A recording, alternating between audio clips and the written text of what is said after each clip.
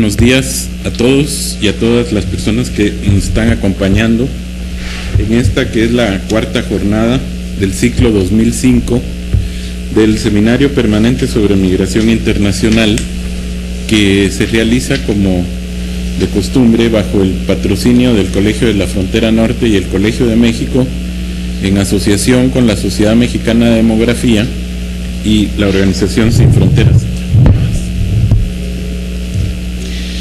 En esta jornada tendremos, como es costumbre y según el formato del seminario, dos presentaciones.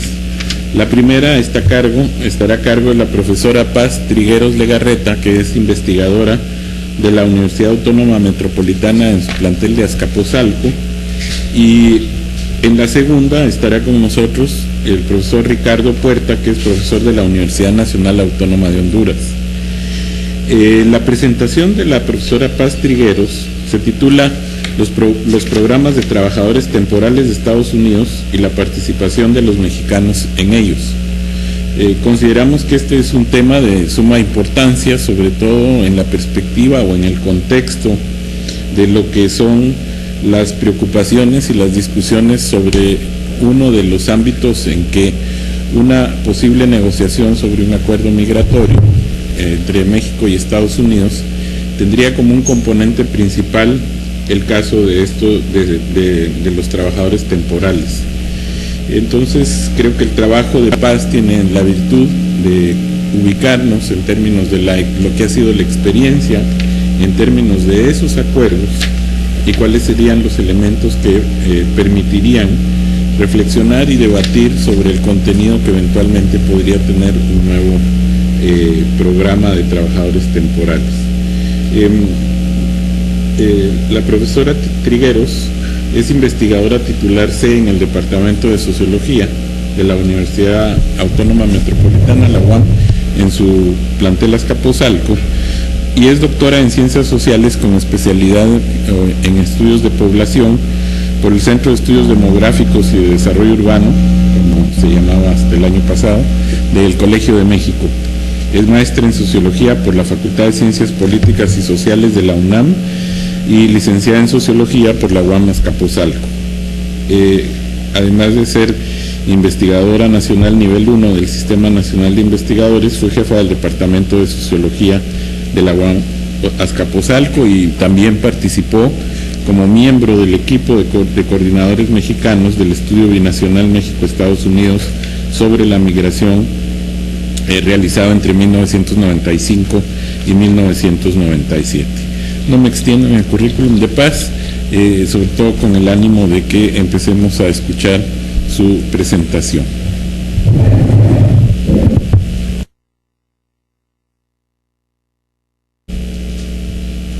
Hola, buenos días. Pues me da mucho gusto estar otra vez aquí en el Colegio de la Frontera Norte y aprovechar este espacio para plantearles pues lo que he encontrado al respecto de los trabajadores temporales en Estados Unidos. Espero que sea interesante para ustedes y sobre todo espero que pues ustedes, con la experiencia que tienen, puedan aportarme más ideas sobre este tema. He titulado los programas de trabajadores temporales y la participación de los mexicanos en ellos.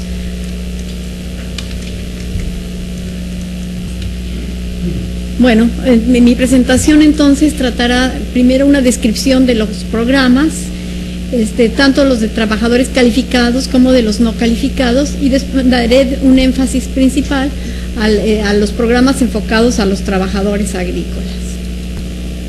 Bueno, desde la Immigration Act de 1819 se contemplan dos tipos de admisiones: las de carácter permanente, que les llaman inmigrantes, y otra para los que llaman no inmigrantes.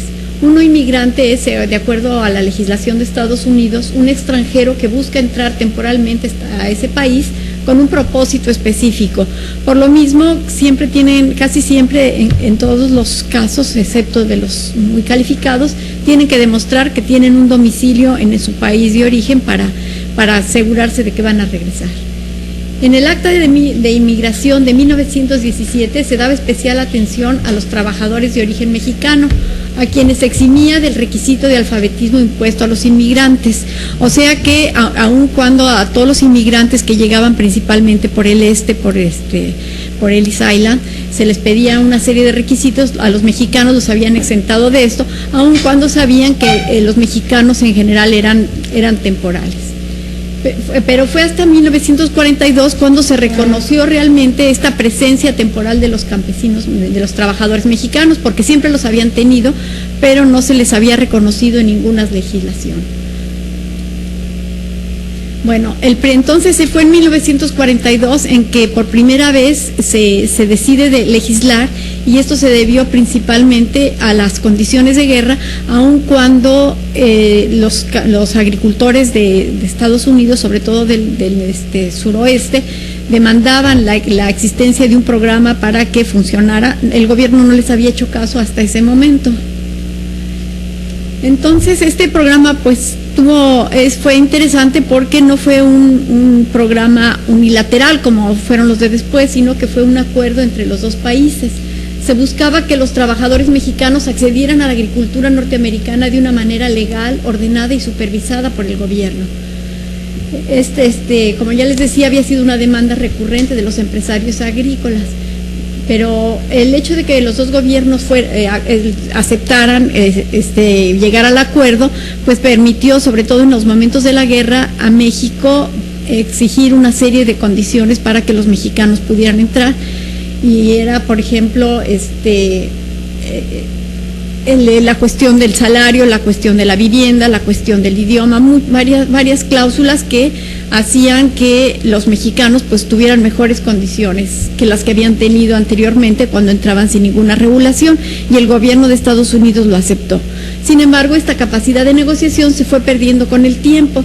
En primer lugar, se acabó la guerra, los trabajadores norteamericanos regresaron, y en segundo lugar, pues para México empezó a ver la utilidad que tenían este tipo de programas. Si en un principio se resistía porque estábamos en la etapa nacionalista después de la revolución, en que se pensaba, todavía se apreciaba mucho a la población como una de las principales riquezas del país, entonces no se quería que se fueran pues los jóvenes más trabajadores, más empeñosos. Poco a poco pues el gobierno se empezó a ver las ventajas, porque esta gente por un lado no estaba demandando tierras, no estaba exigiendo nada, y por otro lado estaba trayendo o mandando dólares que ayudaban a que a subsidiar al campo sin que el gobierno tuviera que participar, y además esos dólares pues servían para el desarrollo económico. Fueron una palanca importante para el gran desarrollo económico de México de esa época. Entonces, bueno, aquí ya les hablé de algunas de estas cosas. La importancia radica tanto en la cantidad de personas como en la dinámica que se estableció entre la agricultura capitalista de Estados Unidos y la mano de obra campesina mexicana. Su gran auge fue en los 50, a partir de la aprobación de la Ley Pública 78 de 1951. El sistema se volvió básico para la agricultura de Texas, California, Nuevo México, Arizona y Arkansas, y además en algunos otros 20 estados. En esa década, más de 3.3 millones de mexicanos fueron empleados como braceros, y 275 importantes áreas los utilizaron. En 1952, la ley McCarran-Walter establece dos pilares de lo que sería la inmigración legal, que se mantienen hasta la fecha. Por un lado, la reunificación familiar y la calificación ocupacional. La política de Estados Unidos sobre inmigración se basa en estos dos pilares. Se aceptan gentes por cualquiera de estas dos condiciones, sea para parientes de ciudadanos norteamericanos o de residentes definitivos, o por su calificación ocupacional. Se fijó un sistema de preferencias donde la principal en ese momento fue la reunificación familiar. Se estableció un programa con algunas categorías ocupacionales que por primera vez diferenciaba entre trabajadores temporales calificados y no calificados.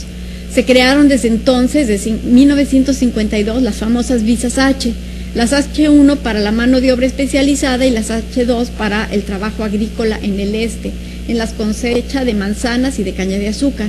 Esta visa H2 excluía a los mexicanos, puesto que existía el programa bracero para ellos.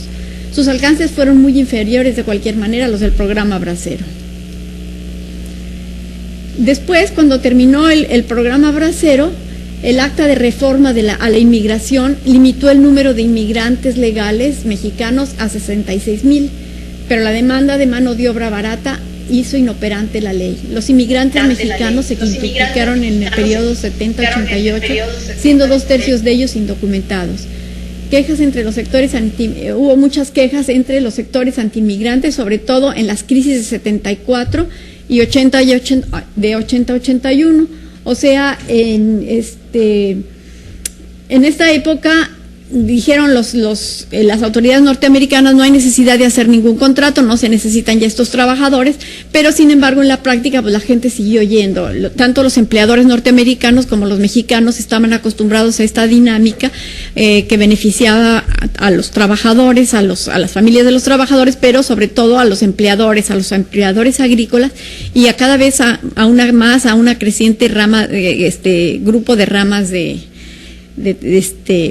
económicas. Debido a esto, y después de muchas discusiones, se llegó a la IRCA, que aquí en México le llamamos muchas veces Simpson-Rodino, cuyos objetivos eran legalizar a los extranjeros indocumentados que hubieran estado presentes de manera continua desde 1982, y a los trabajadores agrícolas que hubieran laborado en la agricultura estadounidense al menos 90 días en el año con Y también se acordó sancionar a los empleadores que con conocimiento contrataran trabajadores indocumentados y reforzar las fronteras del país. Entonces se buscaba con esto que ya se iba a resolver el problema, sobre todo en los trabajos urbanos. Para los trabajos agrícolas se pensaba que podría darse el caso de que los trabajadores agrícolas que habían sido autorizados se dejaran el campo y se fueran a la ciudad, por lo que se implementó este programa, el Replenishment Agricultural Workers, para llenar los huecos de trabajadores. Y se hicieron reformas a las visas H. En estas reformas se contemplaba la participación de ciudadanos mexicanos, la inclusión de trabajadores no agrícolas, y mantenía la misma indefinición con relación a las visas H1, o sea, las visas de personal calificado. Bajo el término de mérito o habilidad distinguida se incluía un amplio abanico de ocupaciones sobre salud, animadores, atletas, profesores, etcétera.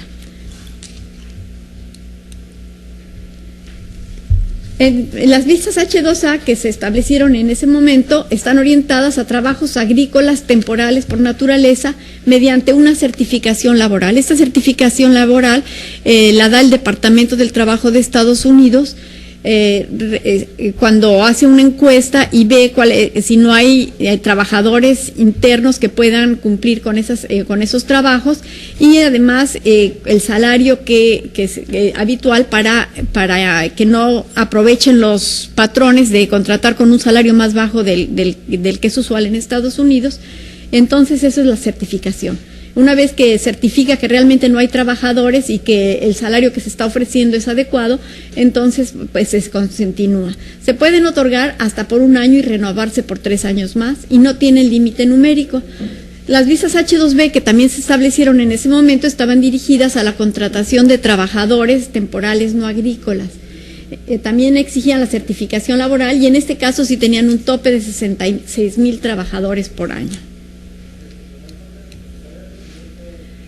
Este programa entonces empezó a funcionar desde 86, pero en los 90 hay un cambio económico mundial. Se configuró un nuevo orden económico basado en la globalización, la internacionalización del capital, la revolución informática y la unificación, regionalización del mercado mundial y de la producción internacional integrada.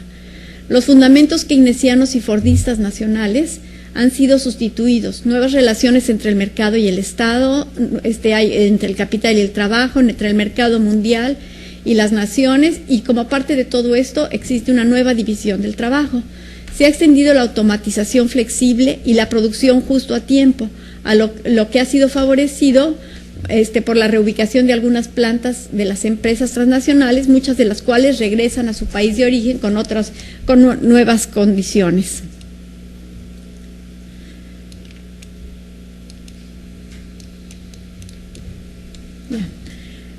Entonces, ante esto, una respuesta a los reclamos de los empresarios que querían estar al tono con estos nuevos cambios, se aprobó la Immigration Act de 1990, en que se privilegiaba por primera vez la inmigración de profesionales, haciendo énfasis en sus habilidades. En lugar de darle la mayor importancia a los trabajadores, a los familiares de las personas que ya vivían ahí, se dio mayor énfasis a los nuevos inmigrantes calificados.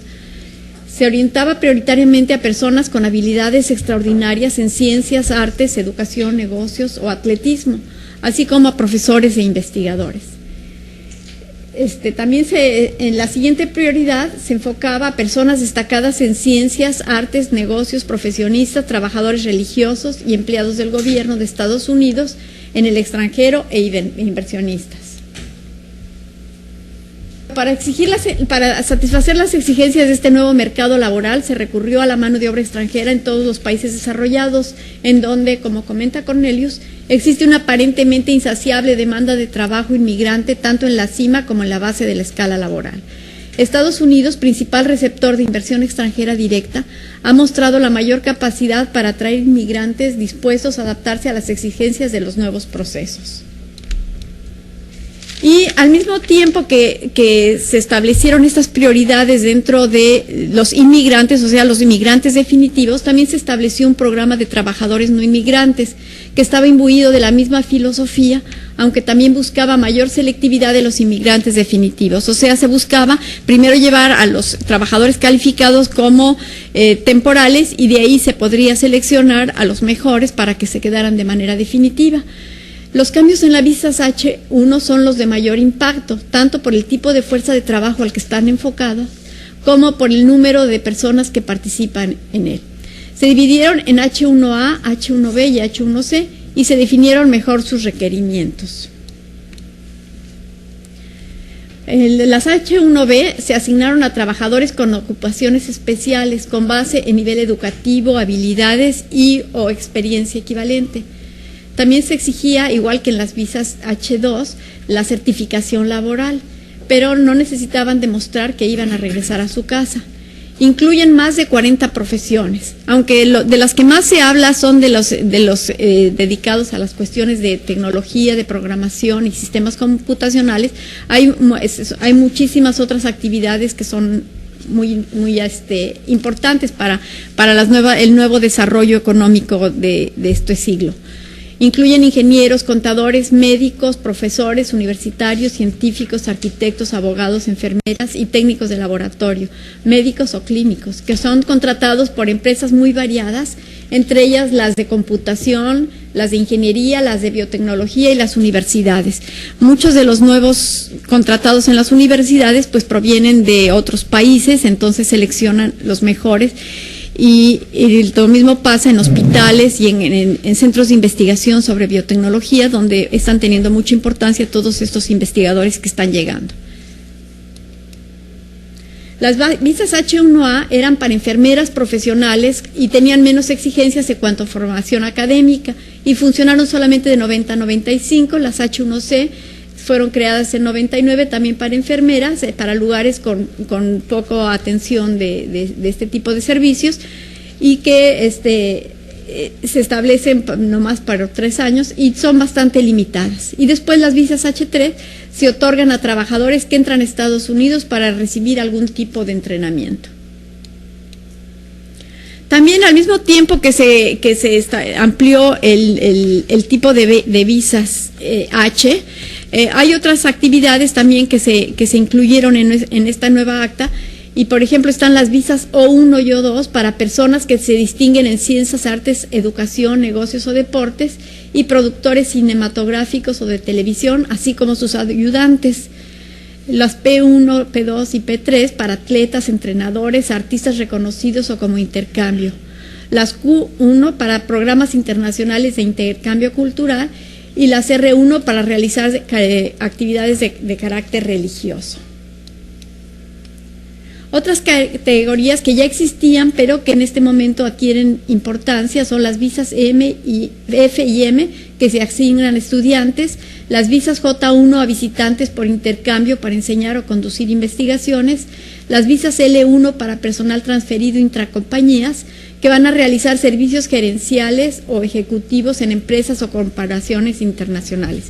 Estas visas han sido muy cuestionadas en los últimos tiempos porque los ingenieros, los locales, los investigadores locales y los sindicatos acusan a las compañías de que a través de esta figura están metiendo trabajadores, aun cuando hay estipulaciones muy precisas de quiénes son los que deben de entrar, pues se simula, se amaña la situación y se traen muchos trabajadores y de esta manera se evaden todos los requisitos que imponen las visas H1B. Luego, aunque no son considerados como empleados, también se incluyen en visas de trabajo las de agentes comerciales, que son las visas E1, y las de inversionistas E2. Las visas T, esas se crearon con los tratados de libre comercio. Primero funcionó la TC, que era con Canadá, y que terminó cuando entró la TN, que era ya cuando se firmó el Telecan entre México, Estados Unidos y Canadá, y que pues sigue funcionando, aún como veremos más adelante, son principalmente canadienses los que han participado hasta ahora. Las visas H2, tanto la A como la B, siguieron funcionando como estaban y con sus perfiles más bajos. Sus límites numéricos y los requisitos legales impuestos han orillado a la mayoría de los trabajadores con poca calificación, pero demandados por la economía norteamericana, a entrar de manera no autorizada. Mientras la puerta de enfrente se abre para los trabajadores extranjeros altamente calificados, a los inmigrantes indocumentados, la mayoría con baja calificación, se les deja abierta la puerta de atrás. Bueno, aquí ya una vez descritas, eso es un poco largo, pero pensé que era importante para después describir las características de esta población no inmigrante, de acuerdo a la información que presenta el INS. Estos datos son sobre entradas, no son sobre visas, entonces a veces la información es complicada porque, claro, los que estamos cerca de ahí, como los mexicanos y los canadienses, podemos entrar varias veces en un año. En cambio, si alguien viene de China o de la India, pues viene y se queda. Entonces, a veces pues hay sesgos por ese motivo, pero es la información que está registrada y que está publicada, entonces por eso utilizo esta. Hay más o menos 181 millones de personas no inmigrantes que entraron a Estados Unidos en 2003. La mayoría de ellos eran canadienses y mexicanos que cruzan la frontera por tierra por breves periodos de tiempo, lo que se conoce como commuters. Estas entradas no son registradas debido a que no requieren la forma I-94. Ustedes que viven en la frontera pues tienen mucho más conocimiento de toda esta dinámica. Sin embargo, los registrados, los que llenaron la forma I-94, fueron solamente 27.9 millones. Constituyen el doble de lo que eran en 1981, cuando solamente eran 11.8 millones. Sin embargo, es menor que la de los años anteriores. A partir de 2001, a partir del 11 de septiembre, se han venido reduciendo las entradas de extranjeros. Aquí les pongo pues los principales países, los principales extranjeros que entran en general. Aquí no son trabajadores, sino todos los extranjeros que han sido registrados, y la parte oscura se refiere a viajes por placer y viajes por otros motivos, donde se incluyen las visas de trabajadores, están en la parte clara. Como ustedes ven, la mayoría entran por placer, sobre todo en el caso de Reino Unido, México, Japón y Alemania. Sin embargo, hay países como la India, China y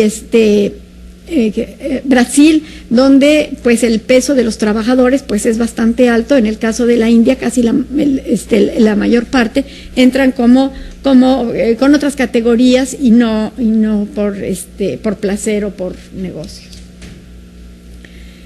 Aquí lo pongo dividido por números y las distintas categorías: extranjeros visitantes temporales, ya sea por placer o negocios, que son la gran mayoría, como ya veíamos, son 24 millones, los extranjeros en tránsito 554, los inversionistas y familiares 168,000, los estudiantes y familiares 663,000, en fin, ahí les voy poniendo todas las categorías. Y más adelante en la siguiente gráficas, en el siguiente cuadro se los pongo por porcentaje, que es más fácil, nomás que quería que vieran los números. Aquí está por porcentajes, los visitantes temporales constituyen el 87.5% y los trabajadores en general constituyen el 2.3%, y los visitantes de intercambio de transferencias, que como les digo también se consideran como trabajadores, 2.2%. O sea que de todas estas entradas solamente 4.5% entran como trabajadores. Hay que mencionar que muchos de los que entran como visitantes temporales por placer se quedan trabajando en Estados Unidos, son lo que los americanos llaman las visa bursers.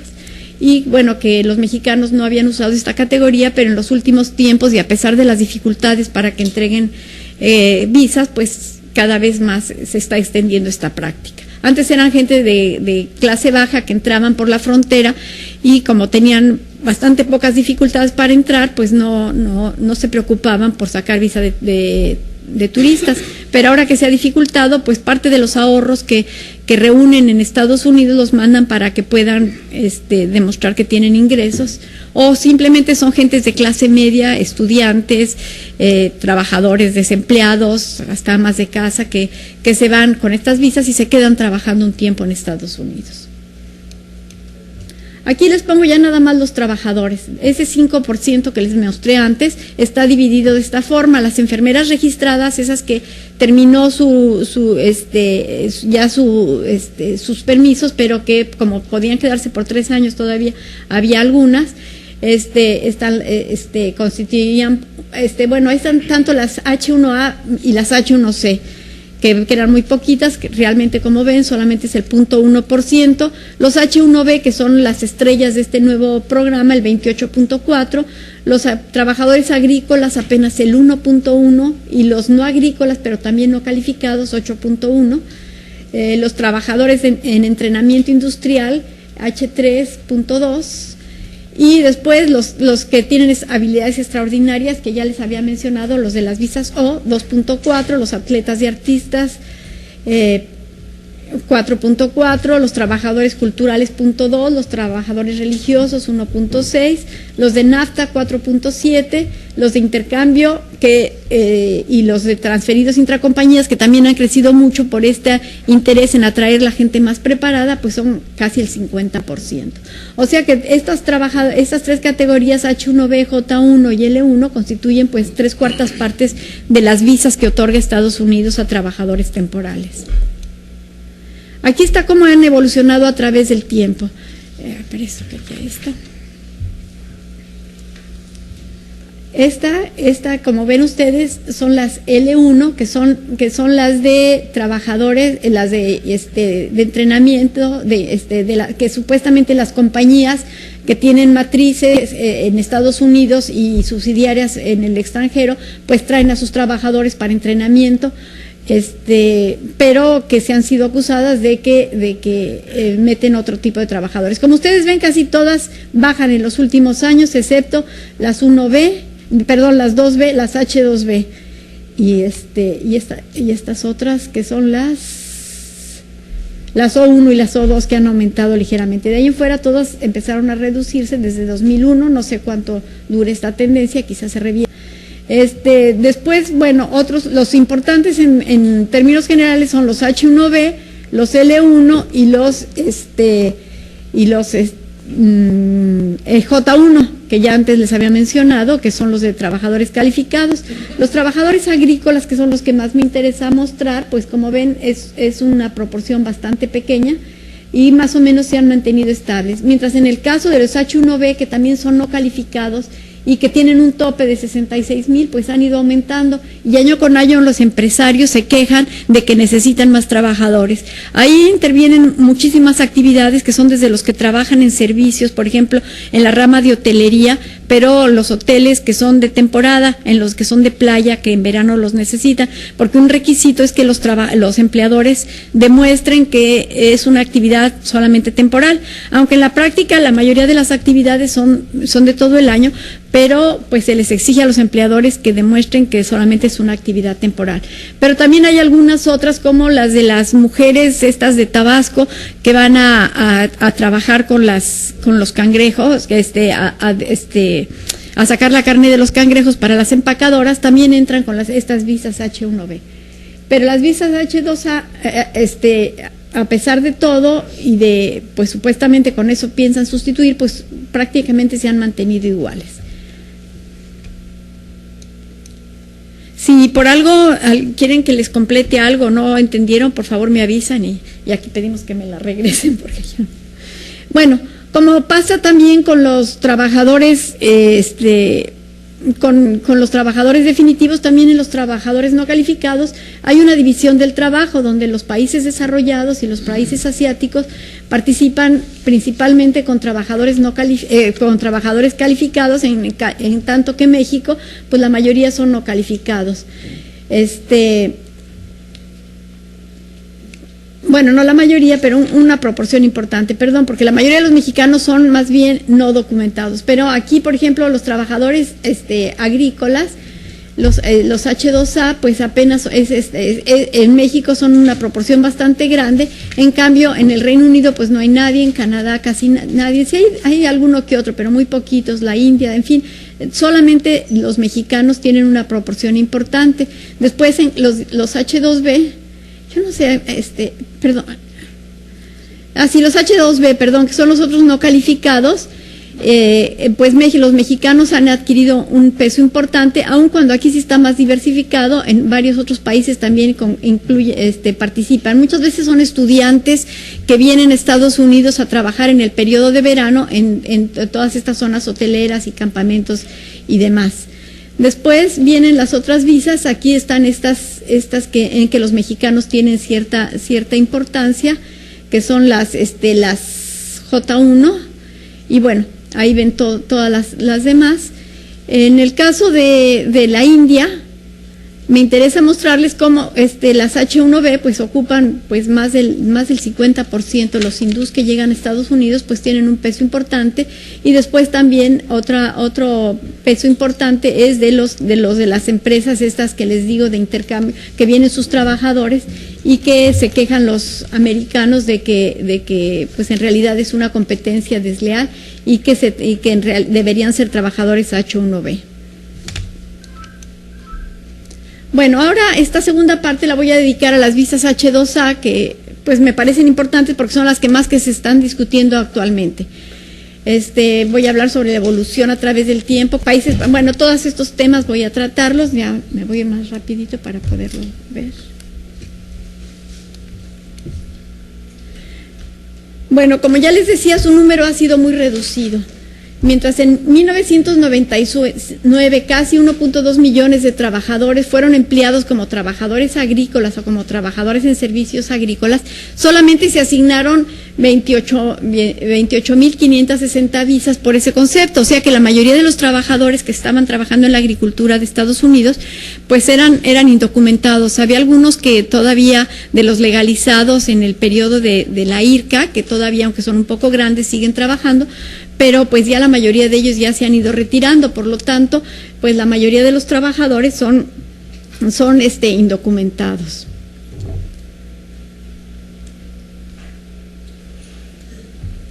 Como el procedimiento es muy complicado porque participan el Departamento de Estado, por un lado, que es el que certifica, entonces llegan los empleadores, le piden al Departamento de Estado que certifique los trabajadores que necesita, hace la investigación el Departamento de Trabajo, no sé qué les dije, el Departamento de Trabajo hace la investigación y ya que ve que realmente no existen los trabajadores, entonces da la certificación. Entonces, estos fueron primero se certificaron, después el departamento de el INS da el permiso para que se asignen las visas, entonces, y después ya pues aquí lo pongo. El Departamento del Trabajo es el que certifica, no lo pongo ahí, lo pongo más adelante, creo. Después el INS es el que da el permiso de emitir las visas, y después el Departamento de Estado a través de sus consulados da las visas. Esta es la forma como han ido evolucionando, para que vean la diferencia, como las H2B, es lo mismo que les había presentado antes, pero en este caso nomás separé estas dos para que se vieran mejor, cómo las H2B evolucionaron igual hasta 1996 y cómo a partir de entonces se despegaron, mientras las H2A siguen pues más o menos igual, aunque como ya les mencionaba, solamente se trata de las entradas. Entonces, pues es posible que algunos se quedaran en Estados Unidos para varias cosechas, o otros que entraran o salieran, o sea que pero aunque no es exacta la información, pero da una idea cómo pues no han evolucionado, es más, se han reducido en los últimos tiempos. Después de un periodo de auge que tuvieron de 1996 al 2000, pues empezaron a bajar.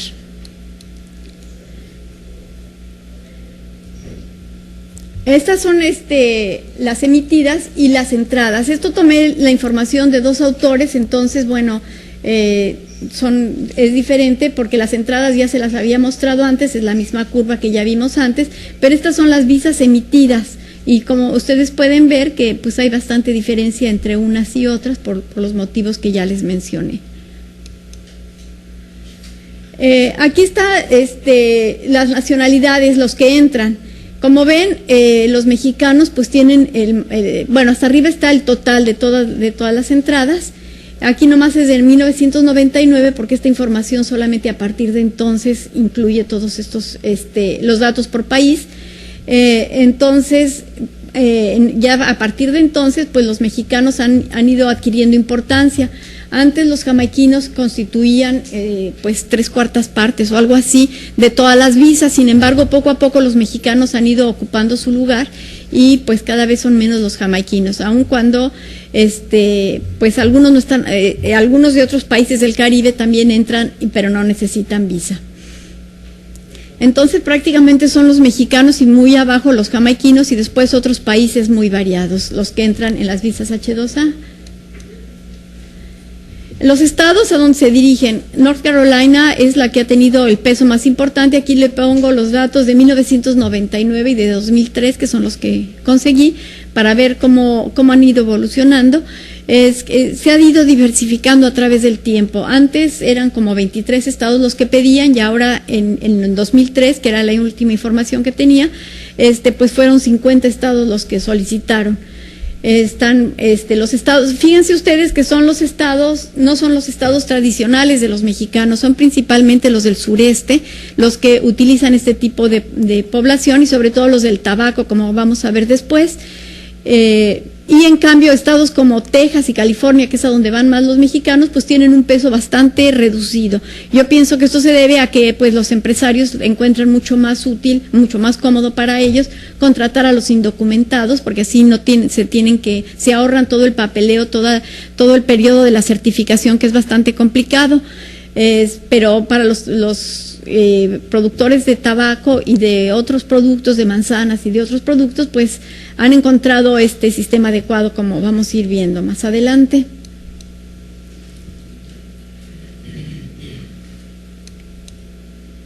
Aquí están los cultivos: tabaco 42%, vegetales 21%, manzanas 10%, horticultura de invernadero 6%, cuidado, y bueno, las otras frutas y todos los demás, y el cuidado de ovejas.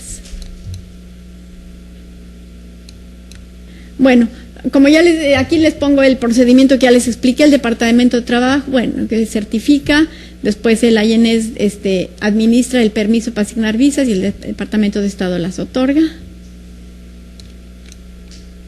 Los requisitos es que le imponen: el patrón se ve obligado a transporte gratuito al y del lugar de trabajo, además a regresarlos cuando termina la actividad a la que fueron contratadas, regresarlos a su lugar de origen, hospedaje gratuito durante el periodo de contratación si es que no viven en una zona cercana que puedan ir y venir diario, alimentos o facilidades para que los preparen, herramientas de trabajo, seguro de compensación, un documento en el que se establezcan con detalle los ingresos y las horas de trabajo, garantizar al menos 3/4 del total del trabajo ofrecido, porque lo que pasaba con los trabajadores braceros en el programa bracero es que muchas veces los contrataban y no había trabajo, o sea que iban y no lo, entonces aquí se pide que sí haya trabajo, 3/4 del total de trabajo ofrecido y un pago a un nivel más alto que los 3 salarios mínimos que existen en Estados Unidos, el federal,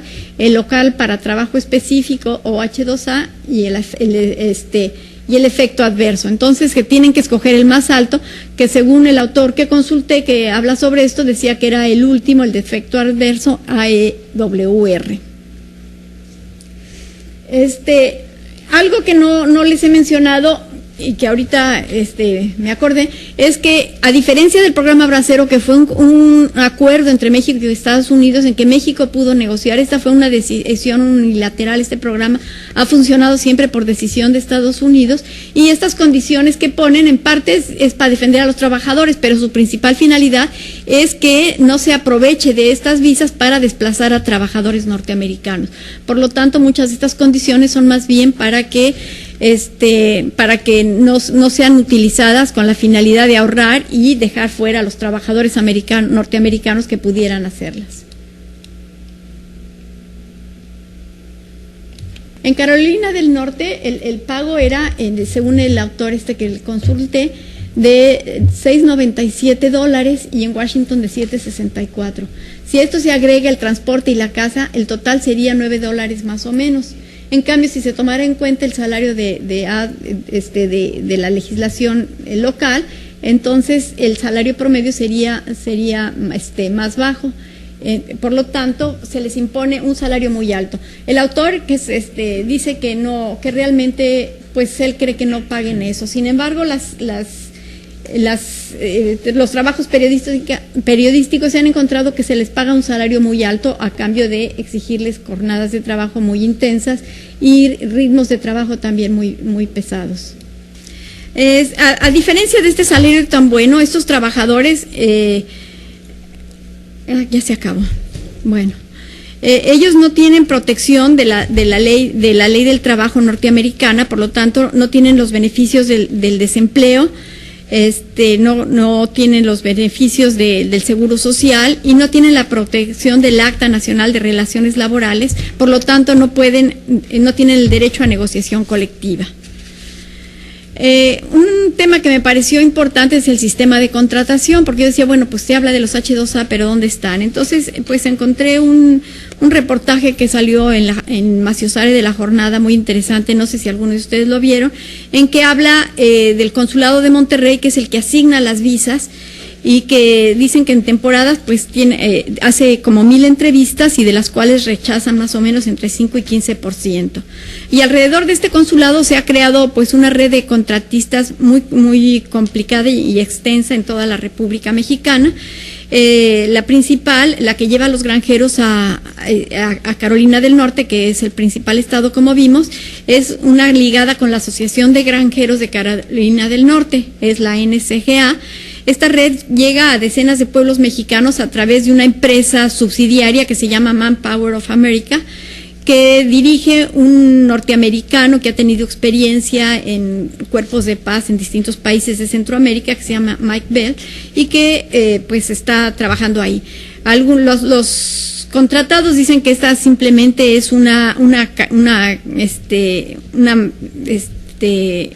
sustitución, que en realidad es la misma empresa, la Asociación de Granjeros, pero el señor Bell dice que no, que es una empresa propia. Él cobra alrededor de $500 a cada uno de los migrantes que llegan ahí a solicitarles las visas H2A y 200 son para el consulado. El consulado cobra $100 por la entrevista y $100 para la visa.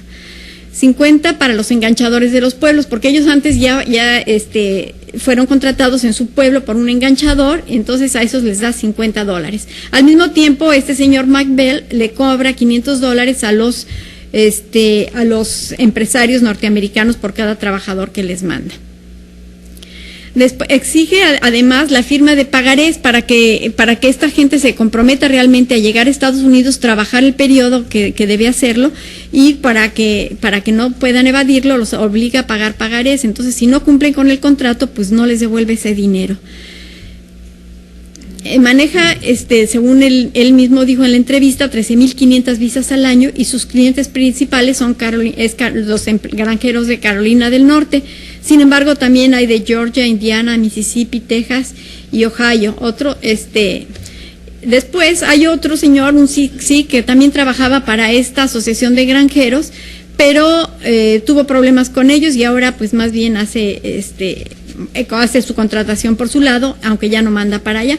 Es interesante el caso de este señor porque al mismo tiempo ha sido presidente municipal por el PAN y tiene además un negocio de zapatería. Según él relata, él trabajaba como simple, él hablaba inglés porque había vivido en Estados Unidos, entonces la gente empezó a llegar con él a que le ayudara a llenar los papeles y pues vio que cada vez llegaba más gente, entonces puso su negocio.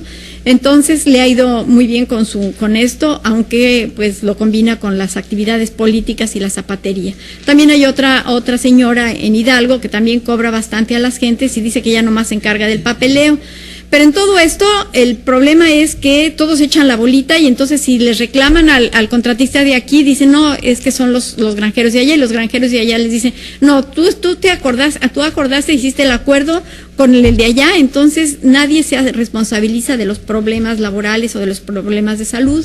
En cuanto a salud, pues se trata de zonas rurales donde no hay hospitales cerca, pero además los granjeros se resisten a mandar a los que tienen algún problema de salud o algún accidente, que son muchos los accidentes que tienen por el ritmo de trabajo y por el tipo de trabajo. Continuamente pues o les caen cosas encima o se cortan, y por lo general pues no los quieren llevar a los hospitales. Dicen que si los llevan pues entonces sube el costo de la prima para el año siguiente, la prima del seguro, entonces prefieren llevarlos a la clínica rural o simplemente curarlos ahí. Hay algunos que se quejan de que pues tuvieron que seguir trabajando porque si no los ponían en una llamada lista negra, que pues hace que ya no los vuelvan a contratar, porque a pesar de todas estas malas condiciones y de todo lo que se quejan, pues no quieren perderlo porque ellos ganan. De todos modos, en los pueblos se ve la diferencia entre los que van como H2A y los que no lo logran. Entonces trabajan en estas condiciones. Tampoco pueden recurrir a los abogados, a la ayuda legal gratuita, porque los empresarios los previenen de que estos de la ayuda legal gratuita están destruyendo el programa H2A. Entonces, aunque estos señores de la ayuda legal llegan y les reparten volantes donde les dicen a dónde les pueden llamar, los empleadores les obligan a destruirlos y a no llamarlos, amenazándolos de que los ponen en la lista negra.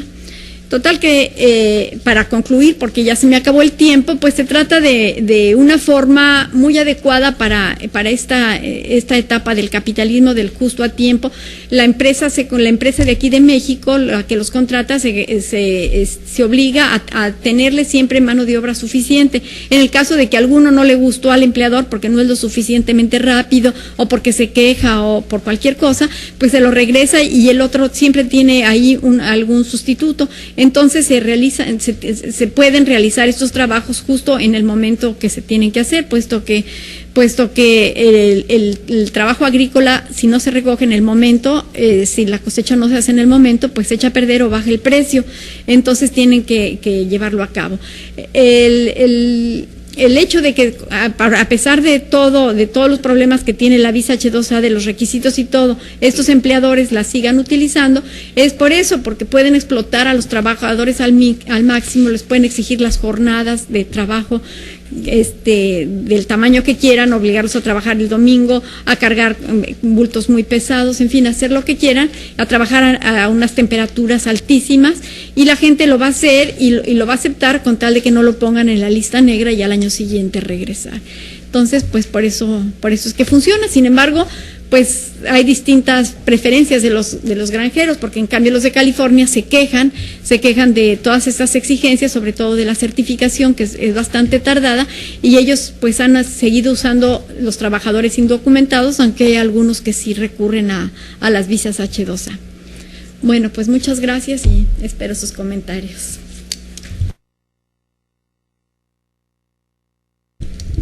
Gracias, Paz.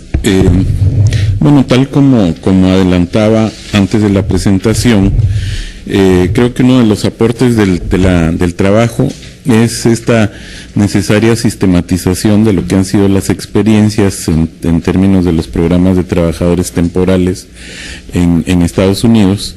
La experiencia única prácticamente de un caso de un programa bilateral como fue el del programa Bracero, y cómo a partir de entonces pues todas las medidas de política y de extensión de visas y operación de programas son medidas prácticamente unilaterales tomadas por el gobierno de Estados Unidos.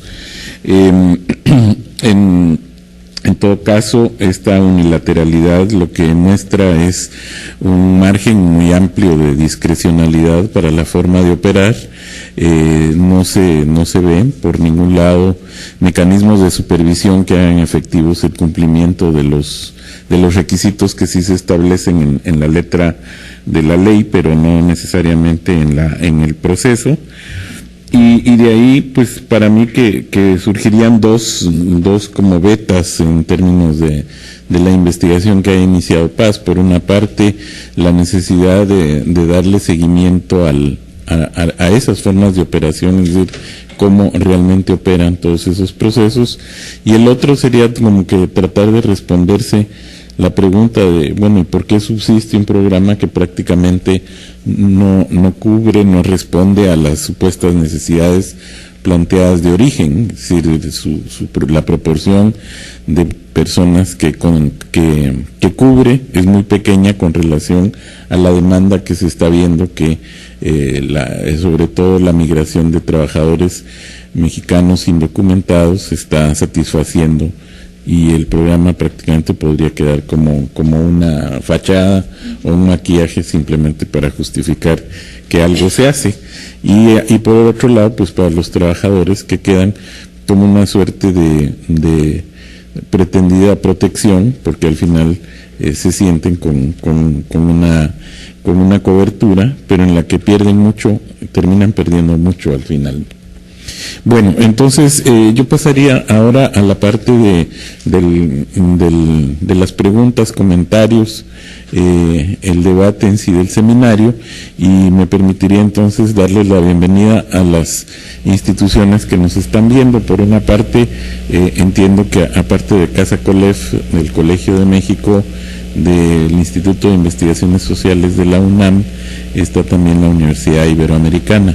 Entonces pasaríamos a la Universidad Iberoamericana. Les preguntaría si tienen un comentario o alguna pregunta, en el entendido de cuando activen el micrófono parece que nosotros vamos a recibir la imagen que ahorita no tenemos en pantalla. ¿Sí me escuchan? Sí, te escuchamos. Me gustaría preguntarle a Paz acerca de, obviamente hay una discrepancia muy grande entre lo que está sucediendo realmente, la gente que emigra y las visas que se están ofreciendo. Una de las,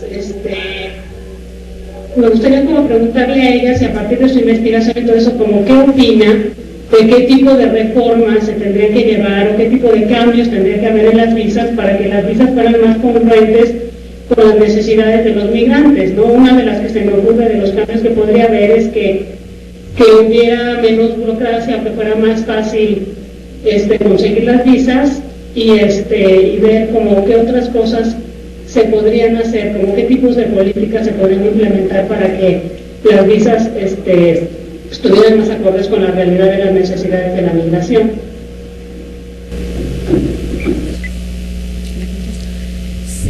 Sí, bueno, yo creo que es bastante complicado porque tanto en la experiencia que se tuvo en el programa Bracero como en esta, pues surge una red de corrupción bastante grande que es bastante complicado de atender, pero creo que una cuestión era que se establecieran formas de defensa legal más claras y que se permitiera realmente que los servicios de las organizaciones estas, los servicios legales gratuitos pudieran comprobarlo, y también que los migrantes llegando a México pudieran hacer las demandas, porque en los tribunales en Estados Unidos, sobre todo en los tribunales estatales, pues hay un sesgo.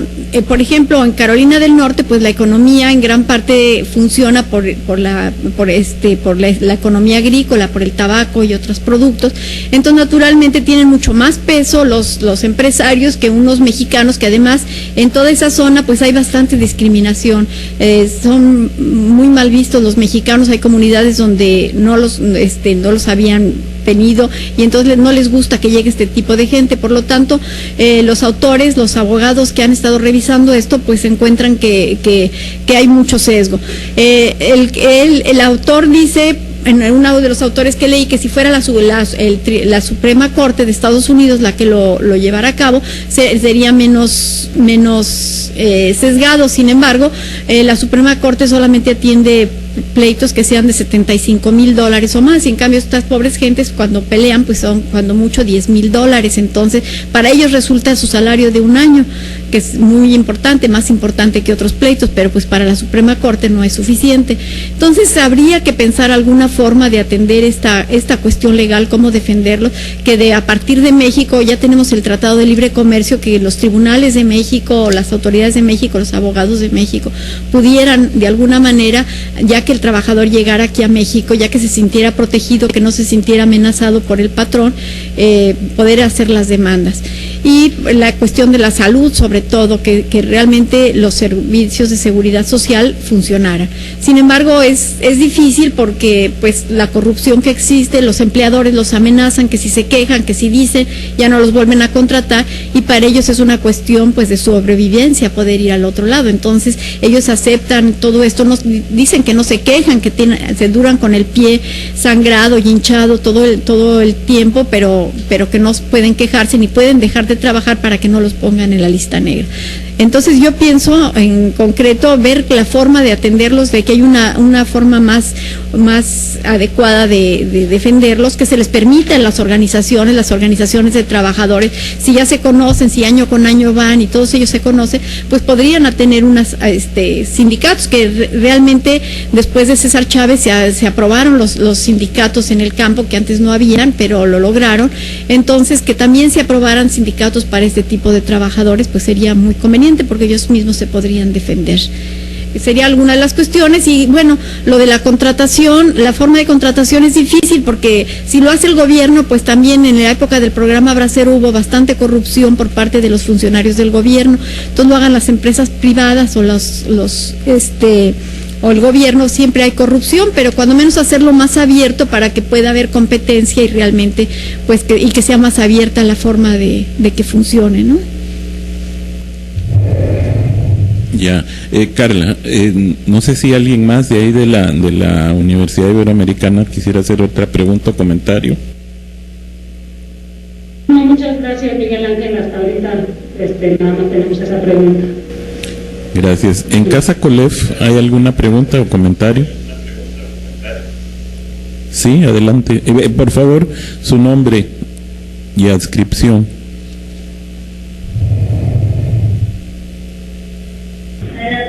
Buenos días, ¿me escuchan ya? Sí, ya escuchamos. Mi nombre es Miguel Ardizábal, yo soy cónsul de Honduras en la Ciudad de México. Doctora, muchas gracias por su exposición, me parece muy interesante, sobre todo en el tema que nos compete a nosotros como consulado. Yo tengo dos preguntas. Una esencialmente acerca de lo que mencionó de los abogados que ofrecen asesoría legal gratuita, tengo entendido, en Estados Unidos. Si pudiera por favor ampliar un poco la información que esos abogados dan a los migrantes no documentados. Y número dos, ¿de qué forma pudiéramos tener acceso nosotros a la información que usted tan excelentemente ha expuesto? Bueno, pues muchas gracias por sus comentarios.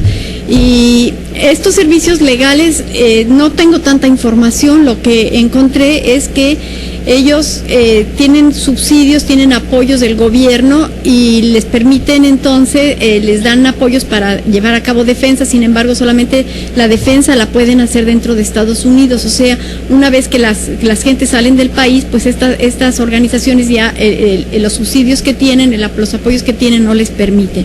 Pero los que más les impiden llegar ahí son los empleadores. Los empleadores están corriendo, son sus peores enemigos, según decía en este reportaje que leí, que decían que ellos estaban matando, que estos servicios legales estaban matando el programa H2A, que no funcionaba por culpa de ellos. O sea, ellos quieren unos trabajadores que no tengan ningún tipo de defensa.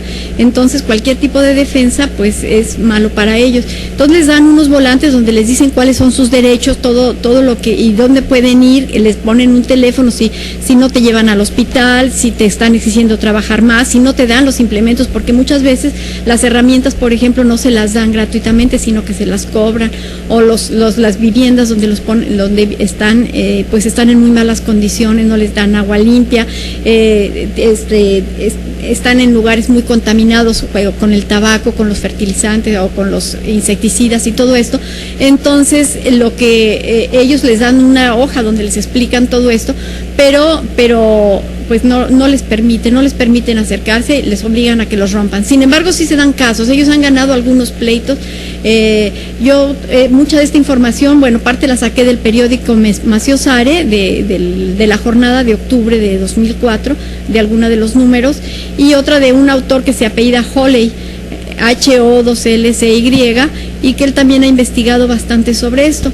Y bueno, en el de la jornada dice que lo que han hecho estos servicios legales es entrar en acuerdo con organizaciones no gubernamentales en México, y a partir de eso, ya que los trabajadores están en México, hacen la demanda, y de esta manera pues han logrado algo. Por ejemplo, la Central Independiente de Obreros y Trabajadores Agrícolas de México pues han logrado avanzar en la defensa de estas gentes. Nada más es lo único que conozco hasta ahorita. Muchas gracias. De mi trabajo, sí, también, perdón. Sí, yo se lo haría llegar a ustedes a través de Marisa. Yo se lo mando a Marisa para que se lo envíe con mucho gusto, y ojalá que sea de su utilidad.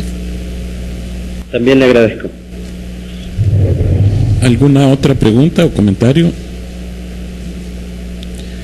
Bien, si no hubiera ninguna otra, ya pasamos entonces aquí a la sala para iniciar la ronda de comentarios y preguntas con las personas que están aquí.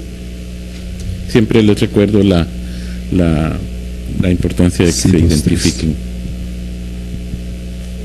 Sí, Rodolfo.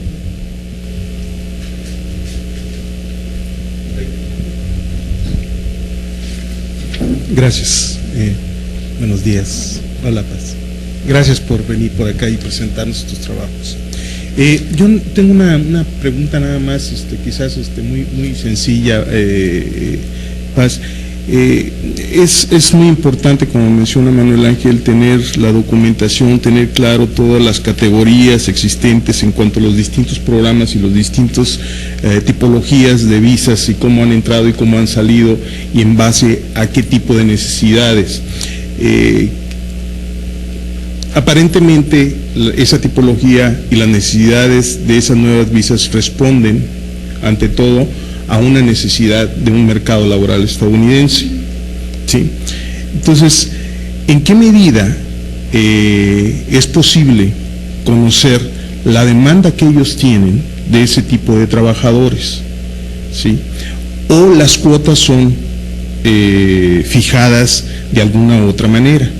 Es decir, ellos tienen una demanda de la H1B, de la H2A, no sé, y ponen cierto número de visas.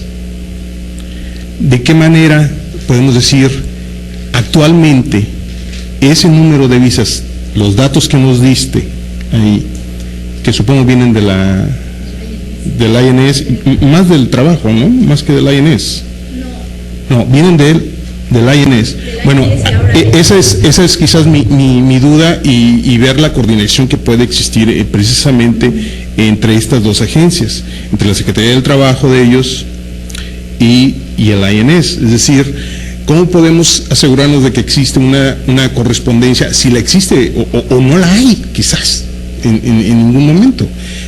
La correspondencia de estas grandes categorías acerca de cómo se está realmente satisfaciendo una necesidad laboral en ciertos mercados laborales segmentados, porque por otro lado tú puedes hacer el análisis de los mexicanos o de los extranjeros en Estados Unidos y te puedes encontrar un panorama o una película o una descripción muy distinta a lo que es la tipología y la clasificación de estas visas.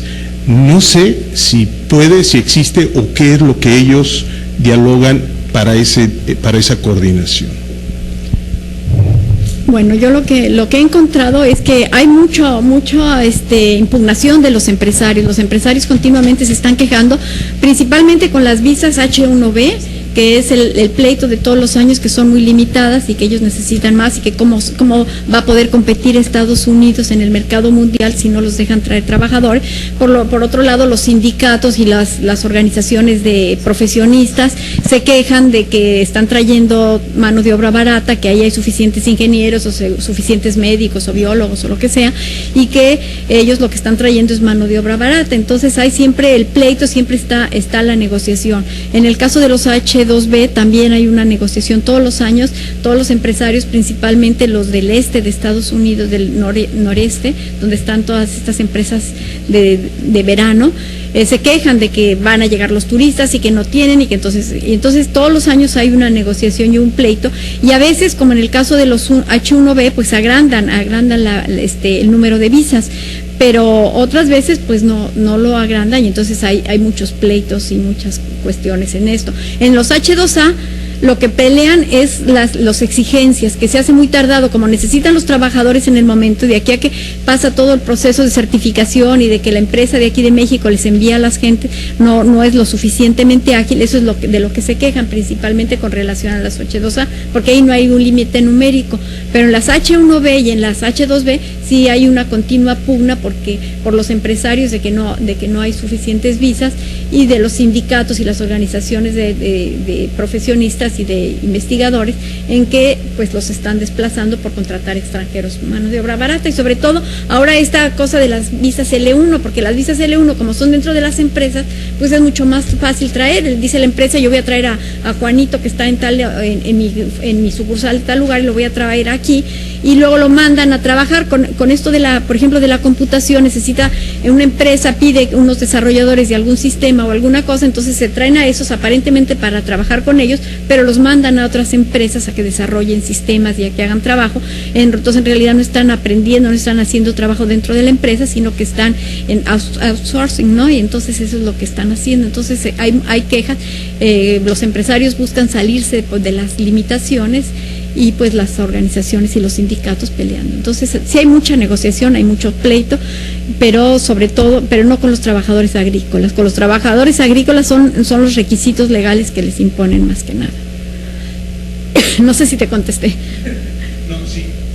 Si había una forma de saber de qué manera estaban satisfaciendo ese número de cuotas de visas al mercado. ¿Hay algún estudio, han hecho algún tipo de documentación en la cual manifiesten de que realmente sí se están cumpliendo sus objetivos de ellos en cuanto a las necesidades de los mercados laborales, por ejemplo en Carolina o en algún otro estado, que digan ese número de cuotas, ese número de visas? Yo sé, puede haber muchas quejas de los empleadores de que necesitan más, pero ¿en qué medida ellos dan respuesta a eso? Es decir, ese es el número de visas, porque eso es lo que se necesita. ¿Existe algún tipo de documento, existe alguna declaración oficial por parte de ellos en el sentido de que se están cumpliendo con las necesidades, o hay una declaración por parte del gobierno estadounidense de decir: no, sí necesitamos un mayor número de visas, necesitamos un mayor número de trabajadores en ciertos segmentos del mercado, o no lo hay?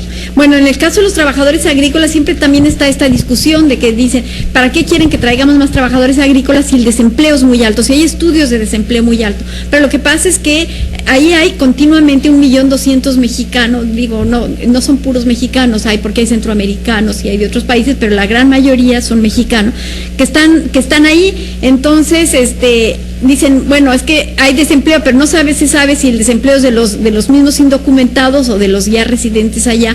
Entonces ellos hablan de cifras de desempleo muy altas, sobre todo en el caso de la agricultura y en el caso de otras empresas también. Por ejemplo, los sindicatos y las organizaciones. Sí, yo me he dedicado más a los trabajadores agrícolas, pero sí he leído de investigaciones en que dicen, no, si hay suficientes ingenieros y si hay... Pero es que es muy difícil, porque además la mano de obra en Estados Unidos es muy movible. Entonces, a lo mejor dicen en California no hay, pero entonces si pagan unos buenos sueldos, pues a lo mejor del este se vienen a California y al revés. Luego los trabajadores, luego dicen también los americanos que cuando llegan muchos mexicanos a trabajar ahí, no se causa desempleo porque los trabajadores norteamericanos se van a otros lados. Como hay tanta movilidad dentro de Estados Unidos, que es un poco diferente en México, que en México la gente está más asentada, entonces es muy difícil medir, los estudios de desempleo son bastante difíciles. Y luego también incluyen a veces a indocumentados, entonces dicen, pues ¿para qué? O sea, que es hacerse de la vista gorda, no decir, bueno, hay desempleado, hay indocumentados, entonces ¿para qué traemos trabajadores legales? Pero pues lo que los empresarios dicen, bueno, tráiganos trabajadores legales, déjanos contratar trabajadores legales para no contratar indocumentados, y el gobierno no, porque hay mucho desempleo, entonces ¿para qué? ¿No? Entonces es bastante complicado hacer una medición exacta.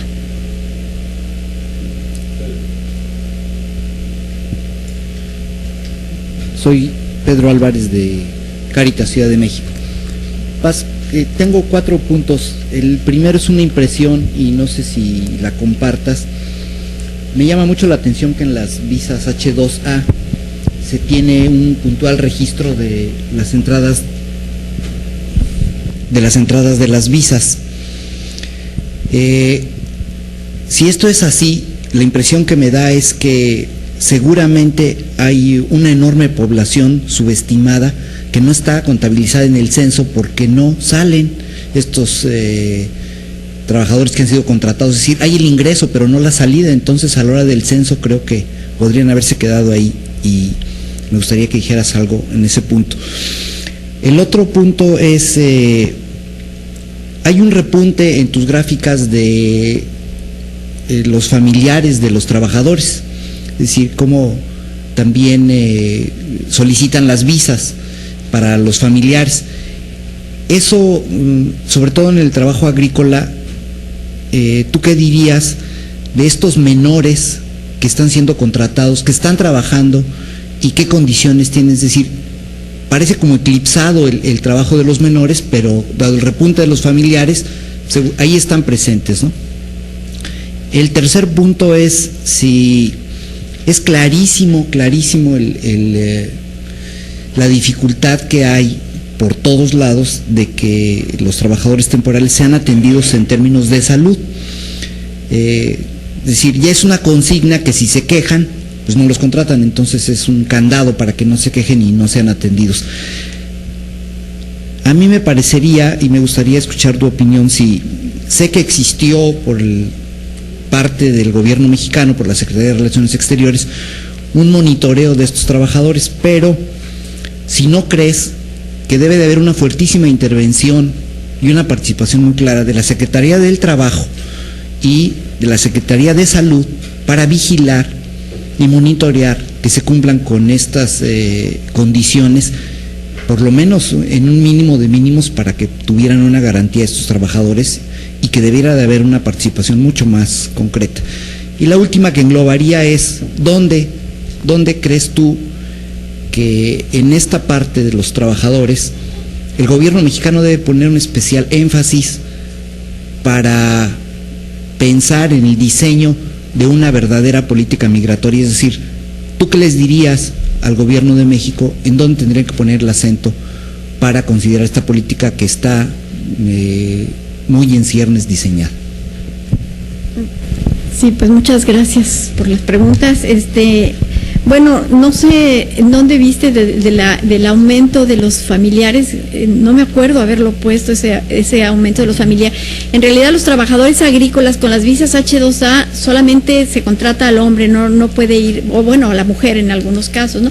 Pero al trabajador, no a su familia. A diferencia de los H1B que los apoyan con la familia y les pagan para el traslado del menaje de casa y los ayudan a instalarse, en fin, tienen una serie de apoyos que les dan las empresas a estos trabajadores, pues no les dan apoyo, no los traen con la familia en la mayoría de los casos. Por ejemplo, estas mujeres que entran con las visas H1B en las cangrejeras, pues tampoco van con su familia, van ellas solas, tienen que dejar a sus hijos encargados. Entonces no sé esto. Entonces en este caso van sin familiares, van ellos solos, aparentemente no contratan niños. No sé si se hacen guajes y inventan que el acta de nacimiento, lo que sea, y llegan aparentando que son grandes, pero aparentemente no sé, no hay de esto, no hay registro de esto, no encontré yo información de esto. Ahora, lo que pasa con las estadísticas en Estados Unidos es que van sacando como cachitos, como todas las estadísticas, como las encuestas, los censos, pues no captan a toda la gente. Entonces, el censo, por ejemplo, de Estados Unidos no capta a muchos de los trabajadores agrícolas porque están movibles, porque están en el campo, están en zonas rurales apartadas. Entonces, esos no son captados por el censo. Pero entonces, por eso, el Departamento de Agricultura de Estados Unidos ha hecho otra encuesta que se llama NAW, ya no me acuerdo qué es lo que quiere decir, NAWS, que es, bueno, algo así como encuesta de trabajadores agrícolas, que esta sí se dedica a sacar información de todos los campos agrícolas. Sin embargo, en esta excluyen a los trabajadores H2A. Entonces, como que uno tiene que, por eso me metí a estudiar esto, porque yo había estado estudiando los trabajadores agrícolas a través de las otras fuentes, pero vi que quedaba ese hueco de los trabajadores agrícolas y bueno, ya me fui metiendo en otras cosas. Entonces, sí hay registros y sí hay denuncias de que hay muchos niños trabajando en el campo en Estados Unidos, pero no tengo, tengo reportajes principalmente, tanto realizados en Estados Unidos como en México, pero una información sistemática no he encontrado. Después, en cuestión de la salud, el monitoreo, sí, creo que sería muy importante que la Secretaría de Trabajo y la Secretaría de Salud hicieran algo así. De hecho, la Secretaría del Trabajo está bastante preocupada con muchas de estas cuestiones de los migrantes. Sin embargo, yo la última vez que vi a una persona que trabajaba ahí, que había estado trabajando con migrantes, le pregunté si tenían información, si habían trabajado con los trabajadores estos H2A y me dijo que no. Yo creo que sí sería muy importante que la Secretaría de Salud, así como hay unas oficinas del Seguro Social en Estados Unidos y todo esto, bueno, que también se viera la manera. El problema con los trabajadores agrícolas es que están en lugares muy apartados, entonces es bastante difícil para los cónsules y todo el sistema consular llegar hasta los campos, tienen poco personal, están saturados de trabajo, entonces a veces pues es complicado, a lo mejor tampoco quieren, pero sobre todo tienen mucho trabajo y muy poco presupuesto, entonces es bastante difícil, pero sí, pues el gobierno mexicano debería hacerlo, porque según la queja de los trabajadores, de los abogados y de los defensores de derechos humanos en Estados Unidos, es que supuestamente el Departamento de Trabajo de Estados Unidos es el que debe de supervisar que todo esto se cumpla, pero ellos dicen que no tienen suficiente personal y que no tienen presupuesto, aunque los abogados dicen que lo que pasa es que tampoco tienen interés, porque van a defender a unos extranjeros que nomás están por una temporada y que además se mueren de ganas por venir, entonces no les interesa, pero además tienen poco personal, no le interesa mucho a Estados Unidos. He leído, por ejemplo, que todas estas leyes las hacen no para beneficiar a los mexicanos, no porque por preocupación por los mexicanos, sino por preocupación por los granjeros, por presión de los granjeros. Entonces lo que interesan es satisfacer a los granjeros. Una vez que los satisfacieron y no se quejan, pues ya ellos sienten que ya cumplieron su misión, pero el que les vaya mal a los mexicanos pues es una cosa secundaria para ellos. Y luego, ¿dónde le pondría más énfasis yo? En que se cumplieran las leyes, desde luego. Yo creo que estos programas no se me hacen justos a mí de ninguna manera por ejemplo, lo de la separación de la familia, algo que tú mencionabas, creo que antes de que empezara la sesión, de los problemas de la separación familiar. a mí me parecen gravísimos. Entonces hay trabajadores que los contratan que tienen que estar un año fuera, pues entonces me parece bastante difícil para ellos. Entonces, bueno, a mí me gustaría que pudieran irse las familias, además ellos podrían prepararse sus alimentos, ahorrarían en algunas cosas a las empresas. Pero por eso no me gustan estos empleos temporales que solamente va el trabajador. Pero bueno, para ellos es su forma de vida y ellos la aceptan. Ellos, te digo, que se pelean y se matan, pagan muchísimo dinero, se endeudan, porque otra parte que no hablé, que ustedes también estaban comentando, del endeudamiento de estas gentes para pagar todas las mordidas, para que primero que el enganchador del pueblo lo incluya, y luego el enganchador ya en la oficina de contratación, y luego el cónsul, bueno, que le llegue al cónsul la solicitud, pues hay mucho dinero que tienen que invertir desde antes. Entonces, bueno, yo creo que una forma es supervisar de que estas contrataciones se hagan de una manera ordenada. Yo creo que la Secretaría de Trabajo podría hacer bastante, y los gobiernos locales. Lo que pasa es que también los gobiernos locales se quedan encantados que se vaya la gente a Estados Unidos y que mande dólares, porque ellos se alivian de muchos problemas. Entonces, pues tampoco se cuidan en muchos casos en los gobiernos locales.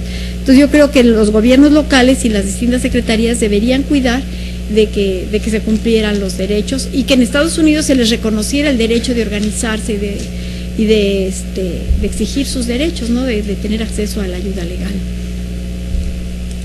Nada. Gracias. Doctora, mencionó las visas H, no sé exactamente cuál, pero es la que se refiere a la Labor Certification, donde el proceso envuelve el INS, la empresa, y no sé si la Corte. Una de estas visas es un paso, es un antecedente casi para obtener su residencia legal.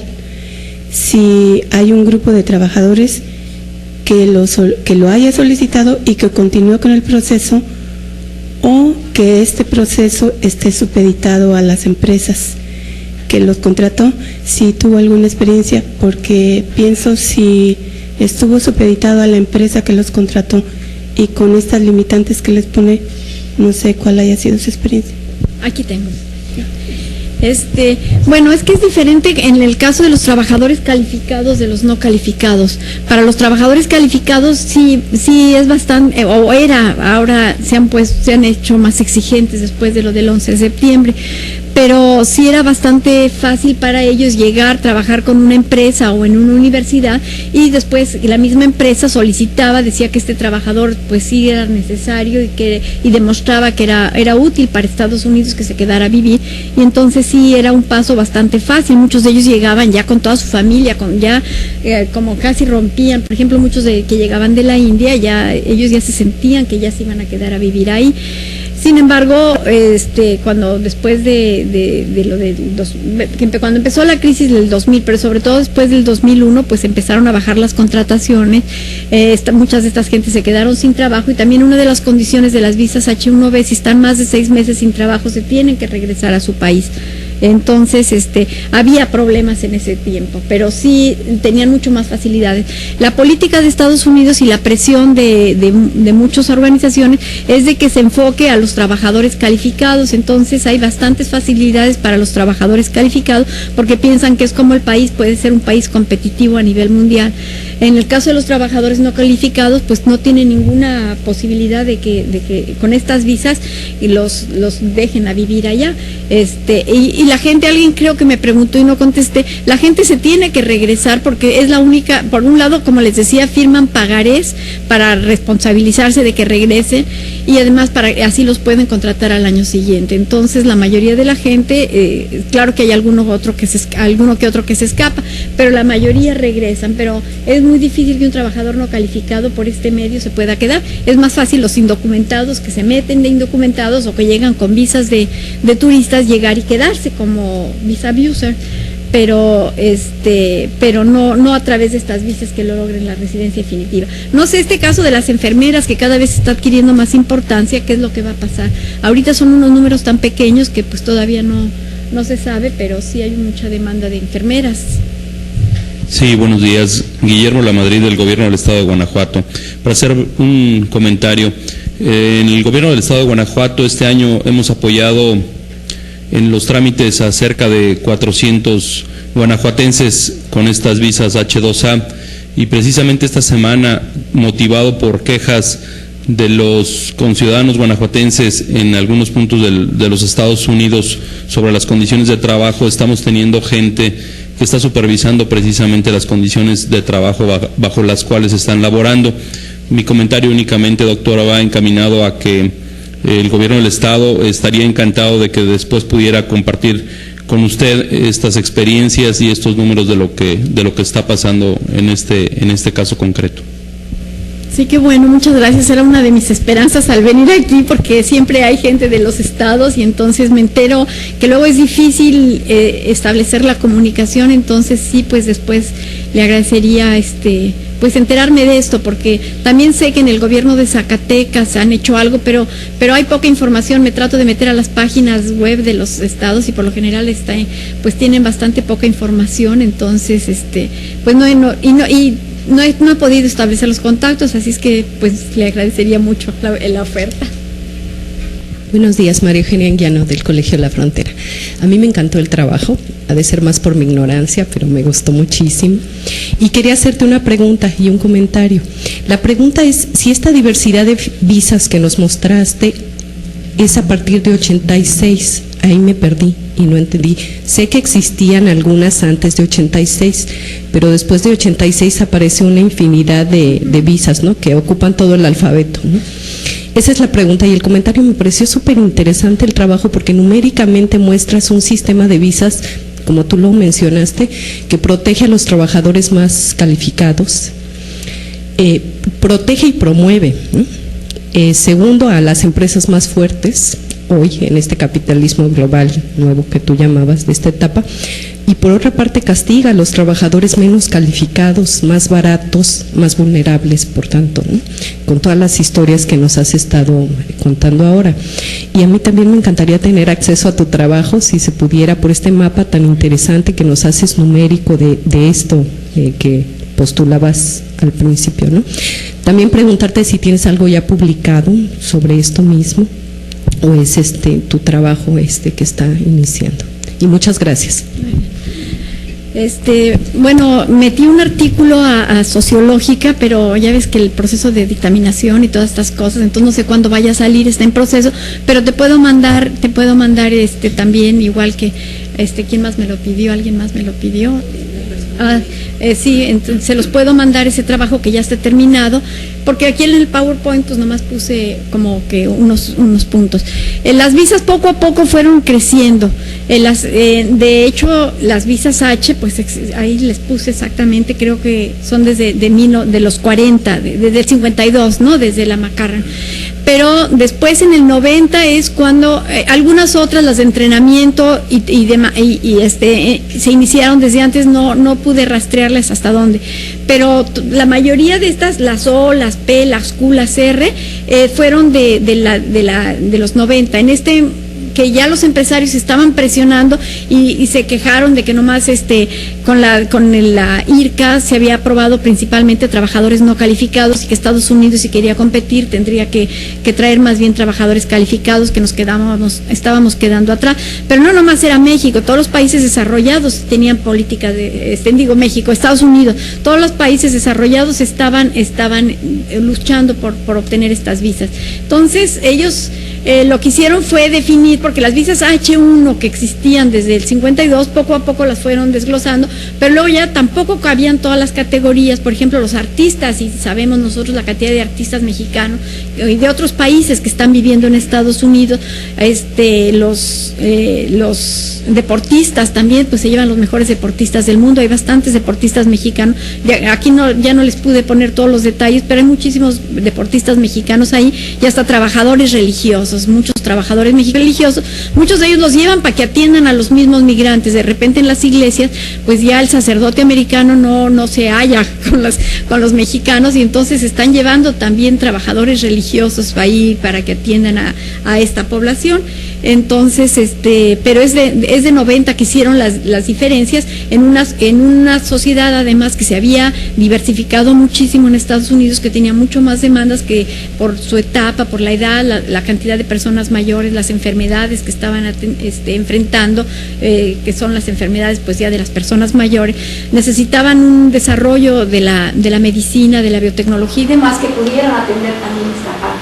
Entonces, como que trataron de atender demandas de muchos grupos y por eso hicieron esta diversificación de visas. Muchas gracias, buenas tardes. Soy la doctora Lorenza Furrola, del Instituto de Servicios de Salud Pública del Estado de Baja California, Secretaría de Salud en Baja California. Bueno, pues algunos comentarios en cuanto a el número de indocumentados, que en el aspecto de salud pues es lo que más nos preocuparía. Obviamente que lo que mencionaba hace un momento, si se tenía datos, si son suficientes los trabajadores que se contratan a través de este formato, de este H2B. Nada más como un dato colateral es que tan solo al Valle de San Quintín anualmente llegan 60,000 trabajadores en la temporada agrícola alta. Entonces obviamente que este tope de 60,000, creo que 66,000 creo que mencionó de el H2B pues es totalmente insuficiente, ¿no? Esto nos da la foto de que obviamente hay muchos indocumentados, que no es nada nuevo bajo el sol, pero que nos dificulta el aspecto de salud. Y respecto a este tema, la Secretaría de Salud en México, bueno, desarrolló el programa de atención a la salud del migrante Vete Sano, Regresa Sano. Desgraciadamente, creo que ya no se oye, ¿verdad? Bueno, desgraciadamente este programa fungiría nada más para ser, nos sirve únicamente, es útil nada más en el país.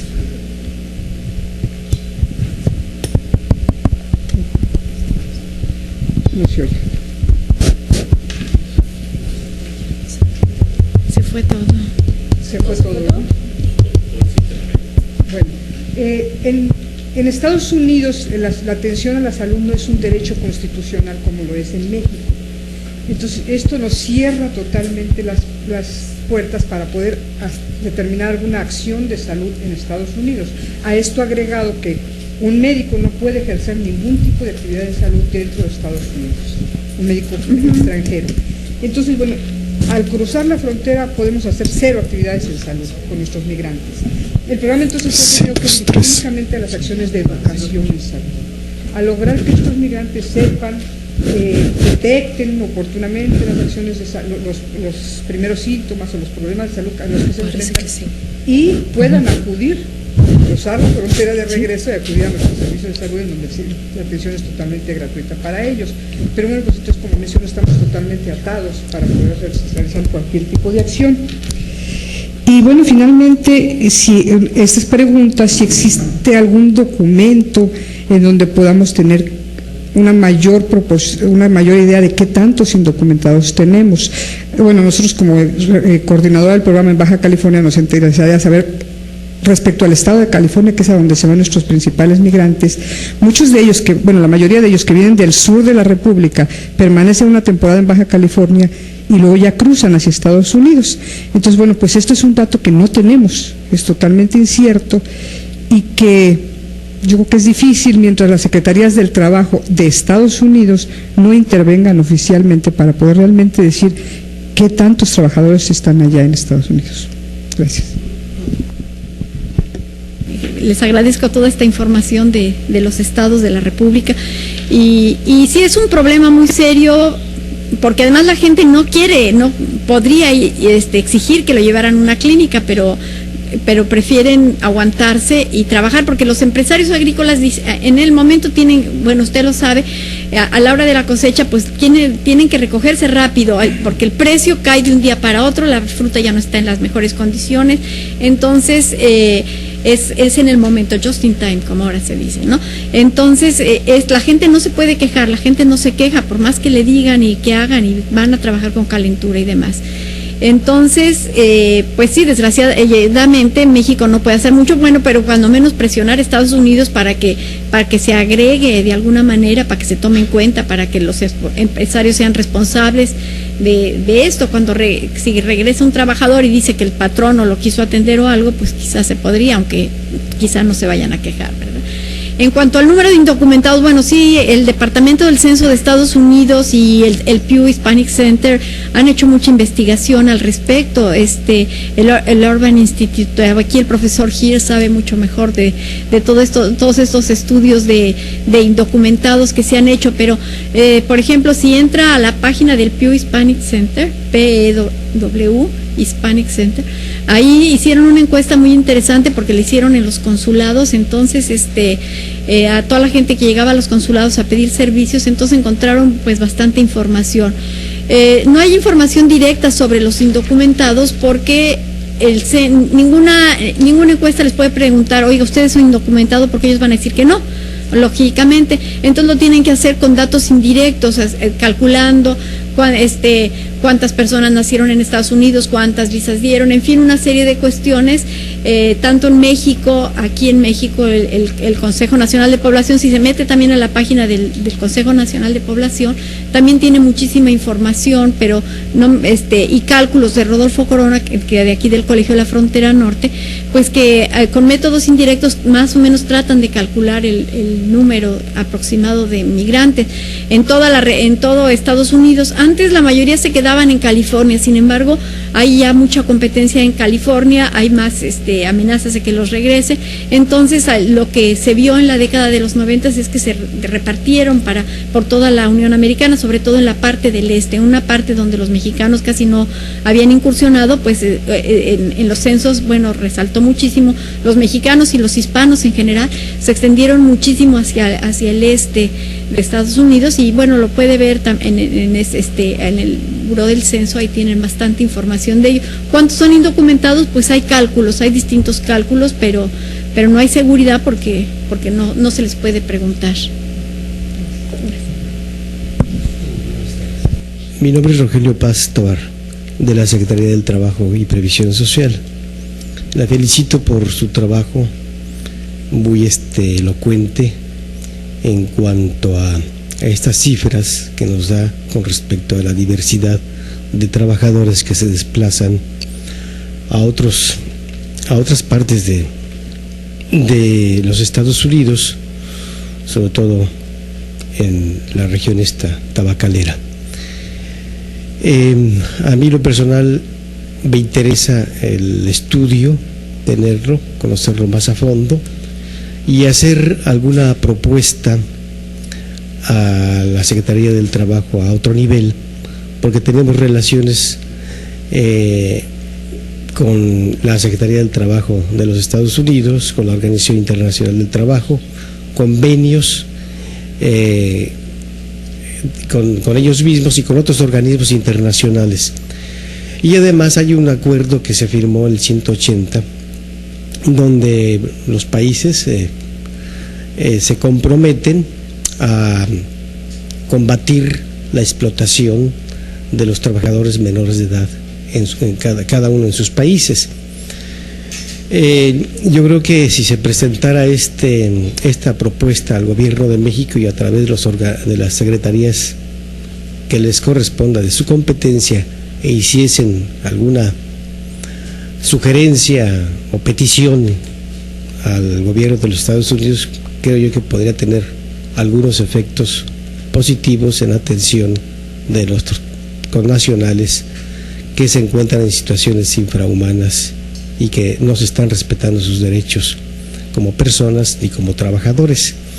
Y además, pues qué bueno, aquí por lo que escuchaba del representante del gobierno del estado de Guanajuato, yo creo que podría ir la convocatoria en el Bajío para cuando esté la doctora por allá, que también estuviera del estado de Michoacán. Hay bastantes, creo que el número: Michoacán, Jalisco, Zacatecas, no sé, o probablemente se fuera a cada uno de estos estados, y ya así habría mucho más fuerza y mucho más conocimiento y más propuesta para que el gobierno de México hiciese algo en favor de nuestros connacionales en los Estados Unidos.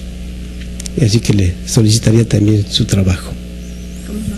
¿Cómo no? Gracias. Yo se lo hago llegar.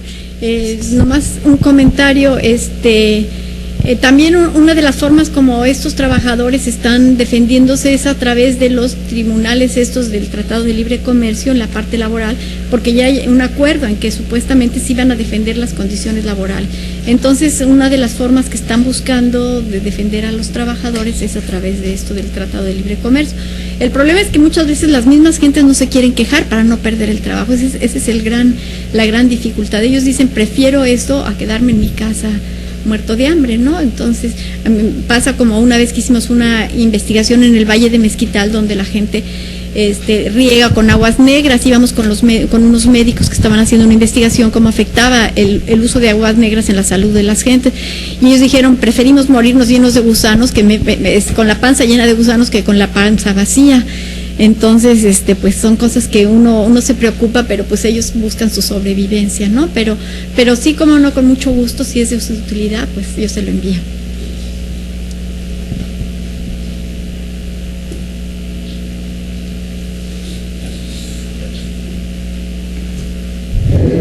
Pues, si no hay más preguntas y comentarios, yo quiero agradecerle a Paz por su presentación. Por lo visto generó mucho interés, expectativas y relaciones, así como yo diría también vetas de por dónde seguirle a la investigación, que también es uno de los propósitos de este seminario.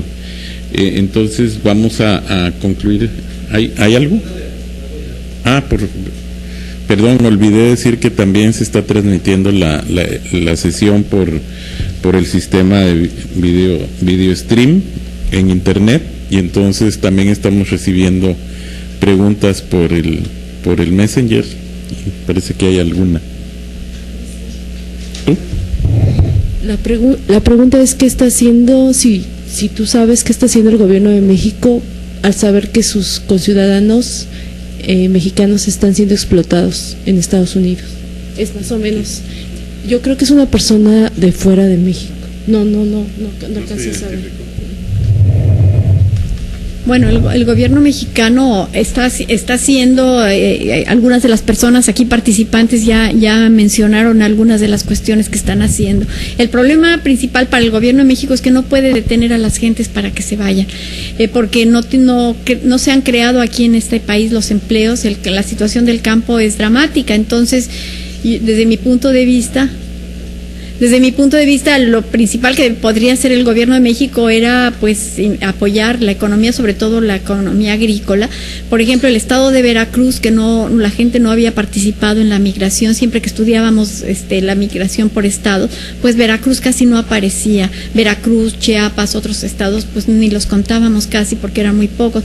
De repente, en la década de los 90 vino una explosión de migración de Veracruz, y se debió en gran parte a que pues se cayó la industria del café y la industria del azúcar, en parte por el Tratado de Libre Comercio, en parte por los precios del café que se vinieron abajo. Pero el caso es que pues los campesinos, la única cuestión que vieron era la forma de irse, a lo que se agregaba que llegaban los contratistas allá a Veracruz, porque una cosa es que la gente no tenga trabajo, pero luego cómo llegan a Estados Unidos, pero llegaban contratistas, en algunos casos se los contrataban para ir a Chihuahua, creo, o a Tamaulipas, a la frontera, pero muchos de ellos también, como decía la doctora, pues también se empezaron a pasar, y luego ya también llegaron contratistas de Estados Unidos, probablemente de estos H2A, a llevárselos.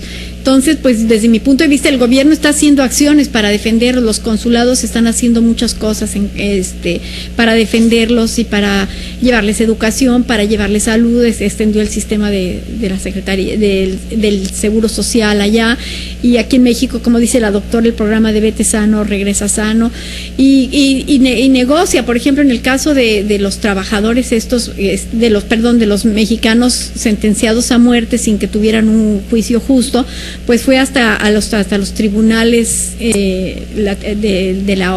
internacionales para exigirle a Estados Unidos, a los jueces, que realizaran un nuevo juicio con la presencia del cónsul, con todos los compromisos que existen para defender a las gentes en caso, ¿cómo se llama? Los derechos humanos en el caso de juicio.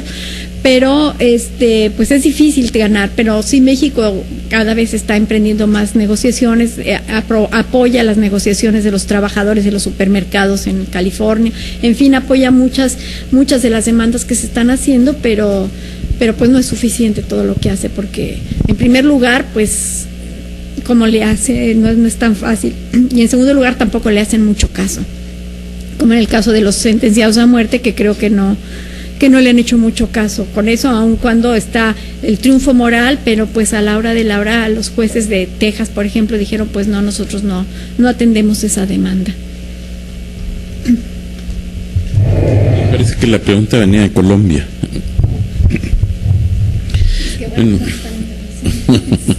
Bueno, gracias nuevamente, Paz, por la presentación.